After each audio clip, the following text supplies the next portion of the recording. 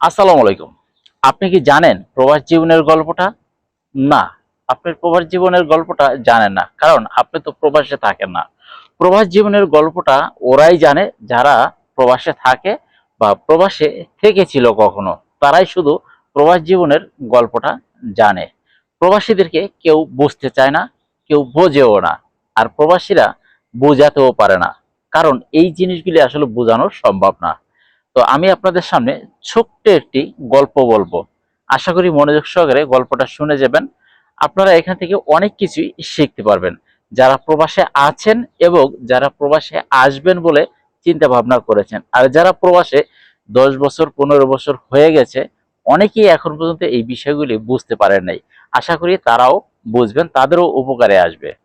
প্রথমত, একজন প্রবাসী যখন 19 20 21 বছরে এই প্রবাসের মাটিতে পা রাখে, তখন তার মাথা ভর্তি চুল থাকে। দেখেন, আবার কিন্তু টাকলা হয়ে গেছে গা, বুঝছেন? মাথা ভর্তি চুল থাকে, ইয়ং টাকলা একজন যুবক রঙিন স্বপ্ন নিয়ে এই প্রবাসে পাড়ি জমায়। তারপরে তার জীবনে কি ঘটে?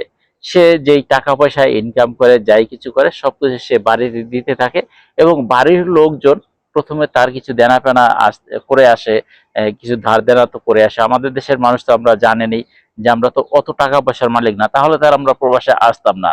ঠিক আছে, আসলেও সেটা লেখাপড়া করার জন্য অথবা ব্যবসা করার জন্য। আমরা তো কাজ করতে আসি, কাজ করে 2টা টাকা ইনকাম করব, নিজের পরিবার পরিজনকে ভালো রাখবো, সেই চিন্তা আমরা করে আসি।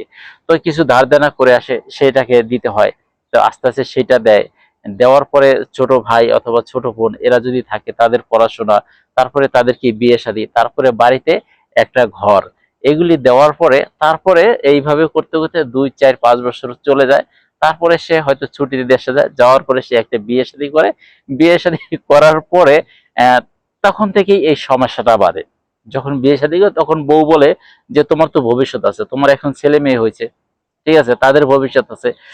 এখন যদি তুমি সব সময় মানে পরিবারের সবার জন্য সবকিছু করতে যাও, আর নিজের মাথায় একটা চিন্তা আছে যে আমি যে এই 5 6 বছর 7 বছর প্রবাসে আছি, আমার ভবিষ্যতে আমি কি করছি, ভবিষ্যতের জন্য তো আমি কিছু করি না। আমি যখন একবারে দেশে চলে যাব, তখন আমি কি করে খাবো? আমার তো কিছু টাকা পুঁজির দরকার আছে। এই পুঁজিটা যখন সে সংগ্রহ করতে যায় বা করার চেষ্টা করে, তখন এই তার সংসারে এক ধরনের টানাপোড়েন, অর্থাৎ সংসারও চালাতে পারে না এই মিডিল ইনকাম দিয়ে, এবং সে পুঁজিও জমাতে পারে না। এই করতে করতে তার দেখা গেছে 10 বছর 15 বছর 20 বছর হয়ে গেছে, সে আর কিছুই করতে পারে না। অবশেষে যখন সে বাড়ি ফিরে যায় খালি হাতে, কেউ বিশ্বাস করতে চায় না যে এই লোকটা খালি হাতে বাড়িতে আসছে। তো বাড়িতে যে একটা ঘর এত বছরে দিছিল কষ্ট করে, সব ওই ঘরটাও ওই ছোট ভাইয়ের ভাগে চলে যায়। তার ভাগে কিছুই জোটে না। সে প্রবাসী যে জিরো, সেই জিরোই থেকে যায়। এটাই হলো প্রবাসী জীবনের গল্প। প্রিয় ভাই, প্রবাসীদের মনে কেউ কষ্ট দিয়া কথা বলেন না। যারা বাংলাদেশে আছেন, নিজের পরিবারের লোকজন আছেন, আমি তাদেরকে বলছি, যাদের ওয়াইফ আছে, মা আছে, বোন আছে, ভাই আছে, তাদেরকে বলছি, প্রবাসীরা আলাদা করে এই প্রবাসে টাকা জমায় না। যেটা ইনকাম করে আপনাদের কাছেই দেয়। আপনারা যদি সেটাকে হিসাব করে খরচ করতে পারেন, ভালো কিছু করতে পারেন, তাহলে এই প্রবাসীর জন্য ভালো কিছু হবে। তা না হলে এই প্রবাসীর জীবনটা এইভাবেই কেটে যাবে। সে শূন্য ছিল, শূন্য হাতেই বাড়ি ফিরে যাবে। এটাই প্রবাস জীবন। প্রিয় ভাইরা, সবাই ভালো থাকবেন।